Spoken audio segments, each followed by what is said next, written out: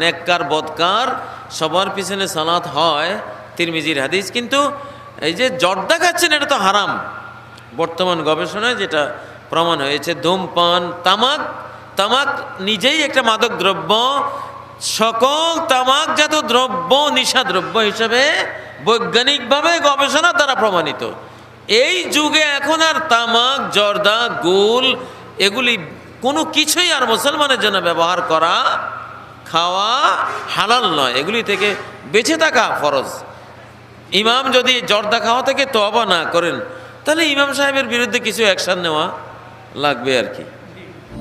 আবার অনেকে প্রশ্ন করে, জর্দাখোর ইমামের পিছনে নামাজ পড়া যাবে কি?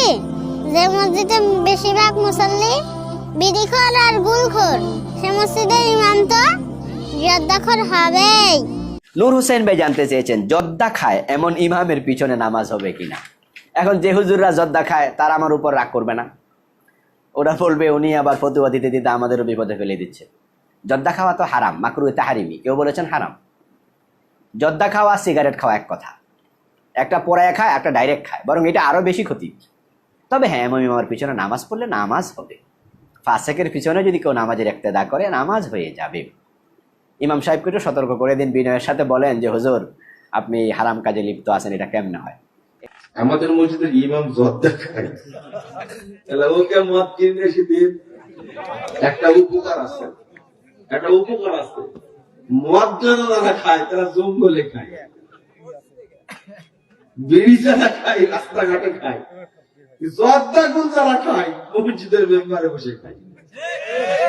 যে সমস্ত হুজুর এই কাজ করে ওদেরকে মদের বোতল দিয়ে দিবেন আর বলবেন যা তোরা জঙ্গলে বসে খা।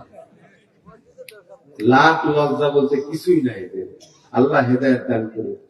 এই জন্য হুজুরদের পিছনে বহু আপনারা লাগছেন, বহু বিষয় নিয়ে আমি আজকে শিখে দিচ্ছি। সব বিড়িখোররা এক জায়গায় বসে মিটিং করে জর্দাখোর হুজুরের পাশে লাগেন যে বিড়ি খাওয়া বাদ তো দেবই, ইমাম সহকারে বাদ দেবো। আপনি ছাড়বেন জর্দা, আমরা ছাড়বো বিড়ি, সব আমরা একসাথে ভালো হয়ে যাবো। এমনি এমনি ভালো হবো না। রাত দিন আমাদেরকে আপনি ভালো কথা বলতেছেন, মা লা তাফআলুন, অথচ নিজে আপনি আমল করবেন না। এটা কি করে হয়? আপনাকে বাড়ি হলেও জান্নাতে ঢোকাবো আমরা ইনশাল্লাহ। জর্দা খাওয়া হুজুরের পিছনে সলাৎ হবে কি? সলাৎ হবে, তবে জর্দা খাওয়া হারাম, কবিরা গুনাহ। ইমাম কবিরা গুনাহ করলেও তার পিছনে সলাৎ হবে, তবে ইমাম শিরক করলে তার পিছনে সলাৎ হবে না। শিরকে আকবর করলে তার পিছনে সলাৎ হবে। যেমন ইমাম যদি বিশ্বাস করে যে আল্লাহ সব জায়গায় বিরাজমান, ইমাম যদি বিশ্বাস করে যে নবী সাল্লাল্লাহু আলাইহি ওয়াসাল্লাম নূরের তৈরি, ইমাম যদি বিশ্বাস করে নবী সাল্লাল্লাহু আলাইহি ওয়াসাল্লাম গায়েব জানেন, ইমাম যদি বিশ্বাস করে আল্লাহ আমার কালবে আছে, এরকম ইমাম হলে তার পিছনে সালাত হবে না। ইমাম সাহেব জর্দা ও সিগারেট খাওয়াকে মাকরু মনে করেন এবং নিজে জর্দা দিয়ে পান খান, এরকম ইমাম পিছনে নামাজ পড়লে নামাজ হবে কিনা? নামাজ হয়ে যাবে, কিন্তু ইমাম সাহেবের জানা উচিত জর্দা স্বাস্থ্যের জন্য ক্ষতিকর। তামাক এটা ভয়াবহ রকমের একটা জিনিস, এটা নেশা, মাদক। এই জন্য এটা কোনো ইমাম বা মুসল্লি কারোর জন্য খাওয়া জায়েজ নাই, এটা উচিত না।